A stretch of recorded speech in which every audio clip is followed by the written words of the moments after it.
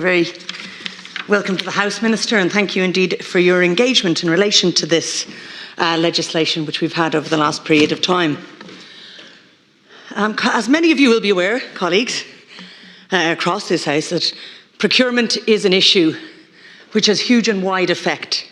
And in Ireland, as a sense of where we are, in 2019 we spent €12 billion on public contracts for goods, services and works. Over the next few years, this is going to very significantly increase. As we heard earlier this week in the Seanad from Minister McGrath, there will be at least €116 billion in capital works expenditure planned under the new National Development Plan.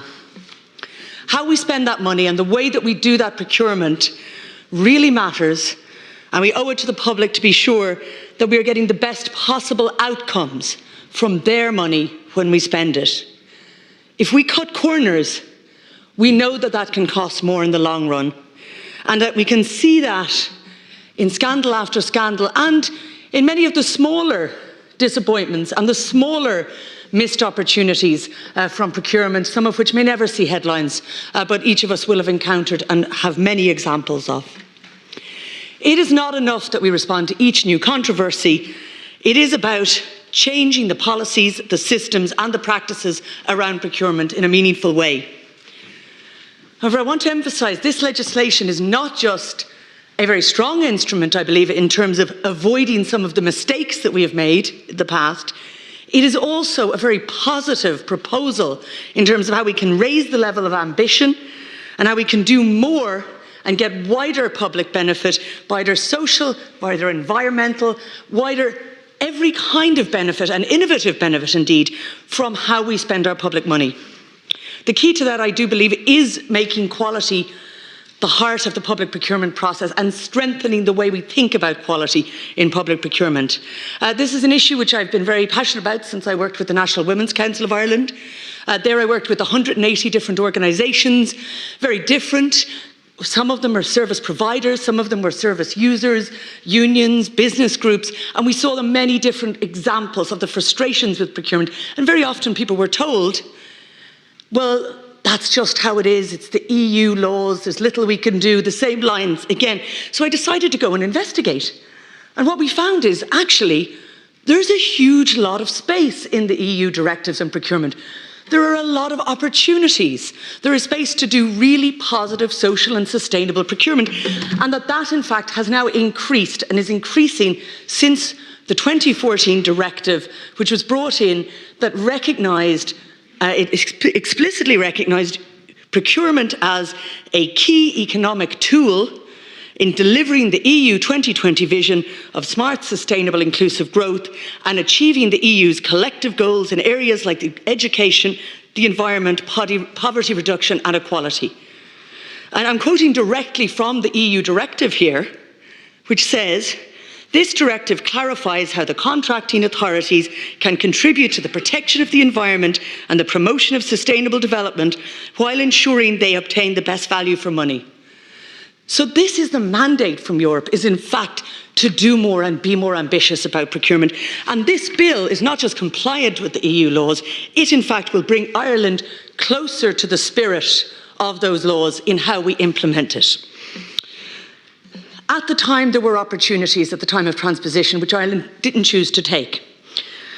One example is that under the EU procurement laws, our contracting authorities, when they prepare a call for tenders, must decide will they be awarding the contract on the basis of lowest cost only, where the lowest bid will get the contract, on the basis of best price quality ratio, where they're going to think about price and quality when they make the decision on the contract, or on life cycle costing, which is where you think about the input, you think about the lifestyle, you think about the disposal of what you're buying, and that is very often combined with price-quality ratio.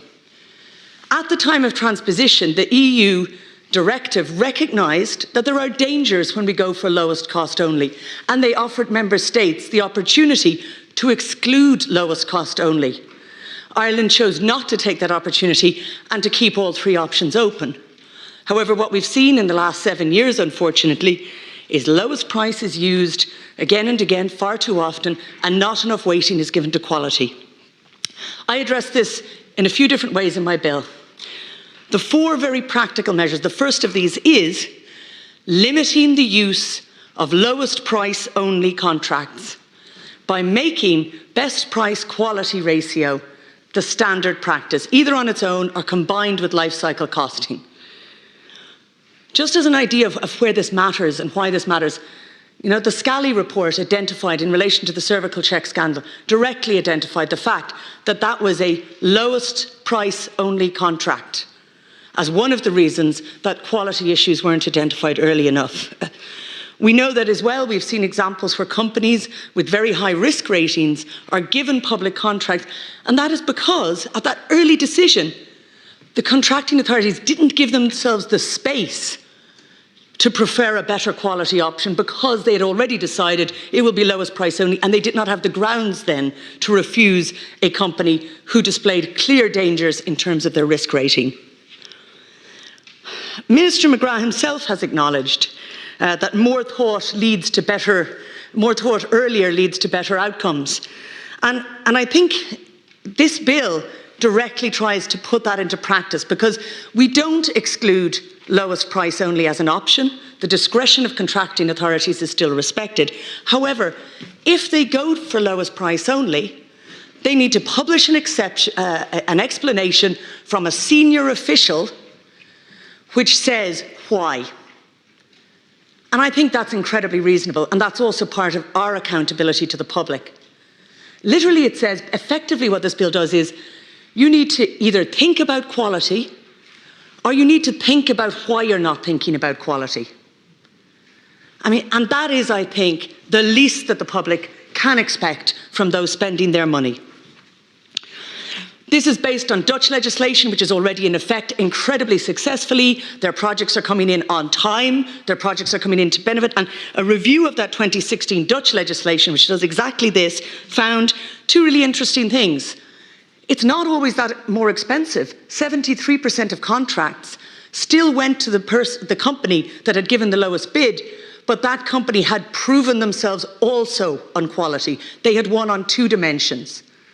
The other thing that was really interesting was the cost was 3% higher at the early stage of the procurement process, but the benefit was 2.4 times more, doubling the benefit from public money by getting those extra dimensions in.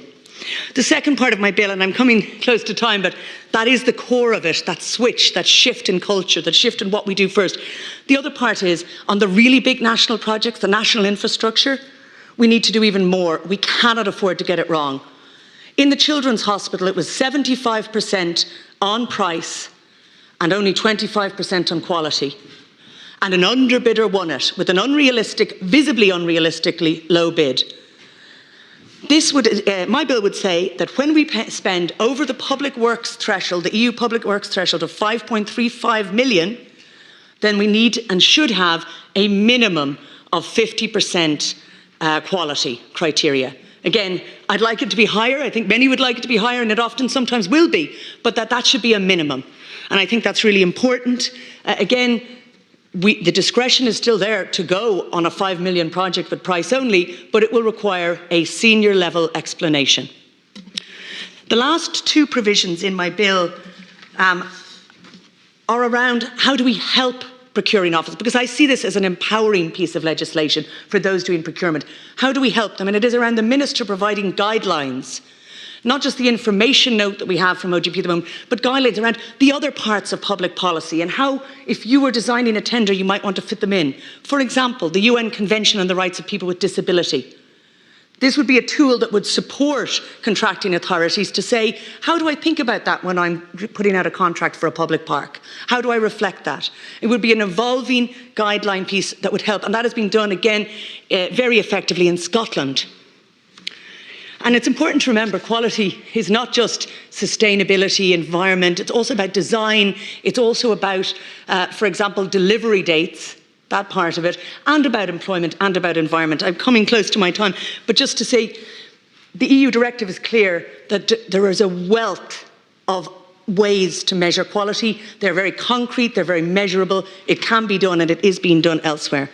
Finally, my legislation would ensure that the public duty on equality and human rights, which is an obligation of every public authority and every department, that they reflect that in their public procurement and that they report on how they are reflecting it in their public procurement. Minister, I know that I will get to come back later in the debate. I look forward to your engagement.